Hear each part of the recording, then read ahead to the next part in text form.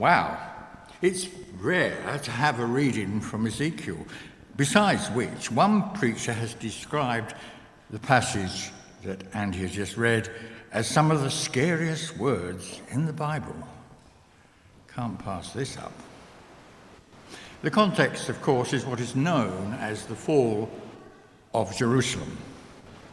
The Babylonians have repeatedly attacked Jerusalem until the Jews have lost almost everything.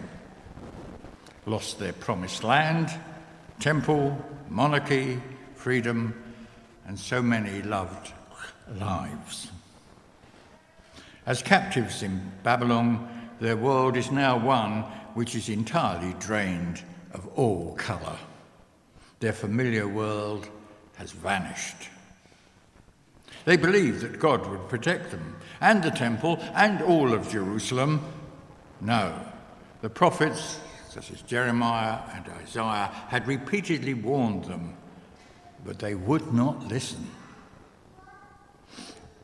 When catastrophe struck, Jeremiah was left behind with the dregs of society, those of no use to the Babylonians. 30-year-old Ezekiel was just about to become a priest, but he was part of the first group that was deported from Judah. He's dramatically called by God in chapter 1 to be a prophet to the exiled people, to be a prophet to captives who are either in complete denial or total despair as to what has happened to them. Ezekiel becomes a popular speaker. The captives love to listen to him. They just don't respond. You see, Ezekiel's task was to show the captives that God was sovereign and would be at work amongst all the wreckage and rubble, using the disaster to create a new people of God. Commissioned as a watchman in chapter 3, Ezekiel first seeks to instruct the Israelites and explain why the exile has happened to them. They are actually reaping the ultimate curse of the covenant of God. Whether through denial or despair, the people of God here are at risk of losing their identity as the people of God. But actually they don't. They emerge from this catastrophic time robust and whole because of God's grace and the ministry of Ezekiel.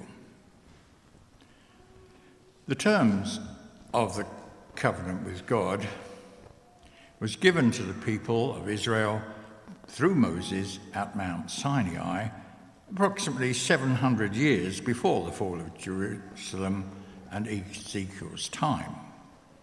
In summary, there are 5 key promises of the covenant. 1, that Israel will be God's special possession. 2, that Israel will be a kingdom of priests to God. That is, they will serve and worship him. 3, that Israel will be a holy nation and thus a light to the Gentiles. 4, God will fight for Israel and overcome all her enemies. Useful, given where Israel is and all the surrounding powerful nations it has. And finally, 5, God will treat Israel with grace and mercy and forgive her sins. But God's promises here are dependent upon certain conditions being fulfilled by the people. As Exodus 19 reminds us, God says, "If you will obey my voice and keep my covenant, then you shall experience all of these blessings." But the people of Judah, like those before them, broke the terms of the covenant. And there were curses that would befall them and overwhelm them as a result. And Deuteronomy 28 lists all the curses or punishments that may arrive, and they become progressively severe, until eventually the Lord will scatter you among the nations, from one end of the earth to the other. And there you will find no place of security or rest. The Lord will cause you to tremble, your eyesight to fail, and your soul to despair. This is the exile.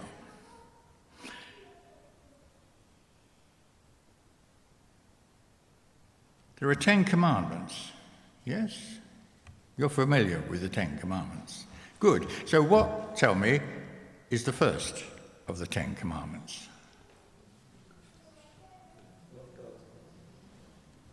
Love. Sorry? I think that's called the Shema, isn't it? That's what the Jews say every day. Yeah, I think. Love God. It's a bit stronger than love God. You should love the Lord thy God with all thy heart, with all thy mind, with all thy soul, with all thy strength. Yeah, that sounds like the New Testament interpretation. There are 2 commandments, and the first is the one you described. So where would you find the answer? Teacher says it's not on the ceiling. Ever heard that? So where would you find the exact answer? Louder. Exodus 20, yes. Verse 3, I fancy. Yes. And what does it say? What does Exodus... It's in that brown book. Yes, that's what it says. God says, there's one God and it's me, and only me. Yes. It's often said in ways like, there will be no other gods besides me or before me, but it ends up meaning there is only one God and it's me, says Yahweh. So, interesting that Jeremiah, before the fall of Jerusalem, says on God's behalf, look, people of Judah, you have as many gods as there are towns and cities. Your altars of shame, altars for burning incense to your god Baal, are along every street in Jerusalem. Pray no more for these people, Jeremiah, God says. Do not weep or pray for them when they cry out in distress. What right do my beloved people have to come to my temple when they have done so many immoral things? Can their sacrifices avert destruction? Actually, they rejoice in doing evil. Clearly then, from the very outset, they have failed to keep the covenant. There are 2 parts to the book of Ezekiel. In part 1, the people seem to be intrigued, even entertained, by the methods that Ezekiel uses to teach them the truth about the exile and how they got into it. Part 2 begins at chapter 33, where we are today.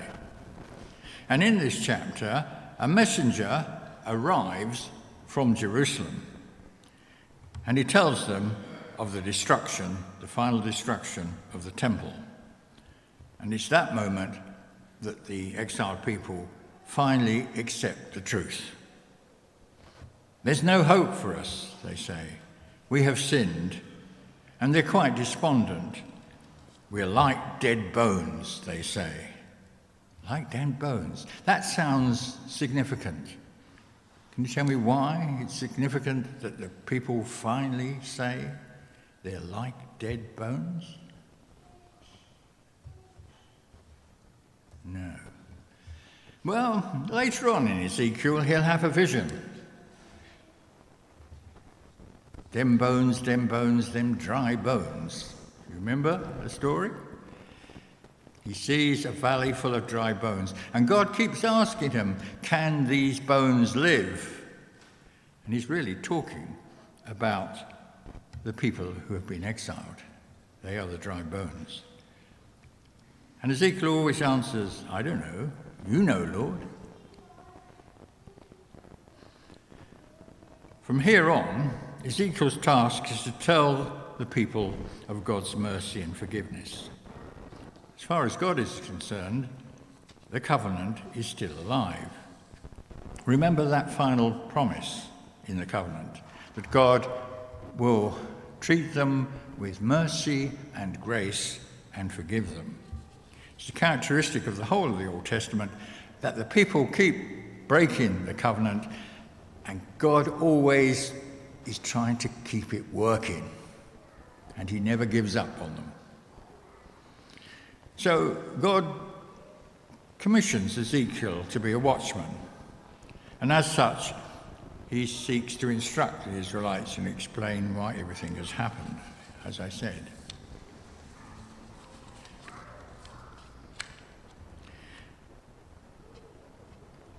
But chapter 33 represents then a new start, a second chance for the people.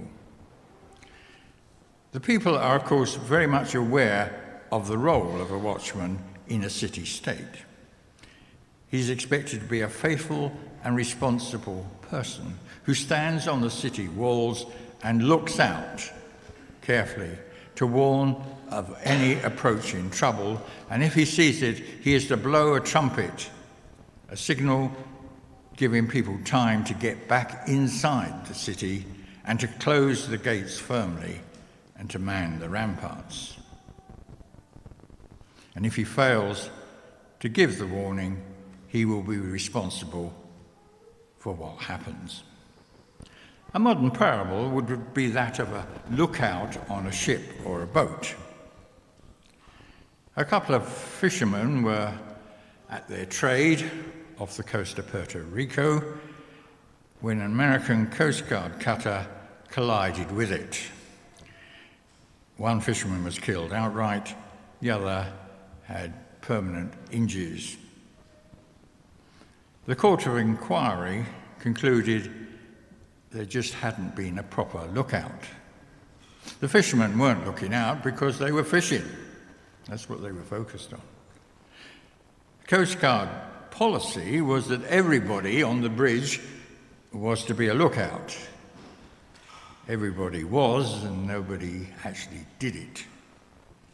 No one was maintaining a lookout on the cutter at the time. And the upshot was that the captain of the Coast Guard cutter was relieved of his command. That was the end of his career.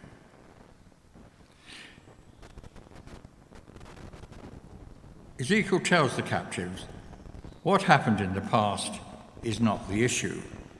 It's your present response that matters.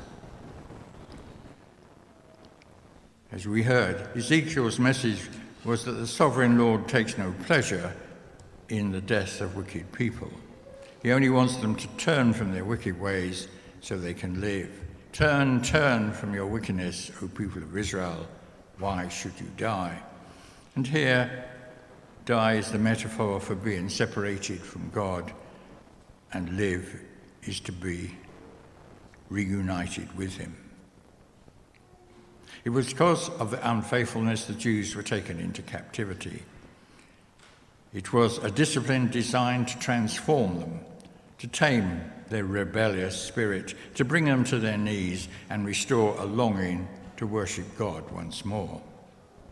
They were put in a position where they must cling to God for survival, where everything else looks dark and hopeless, and to realize their essential need was the salvation of their souls. It's like the prodigal son.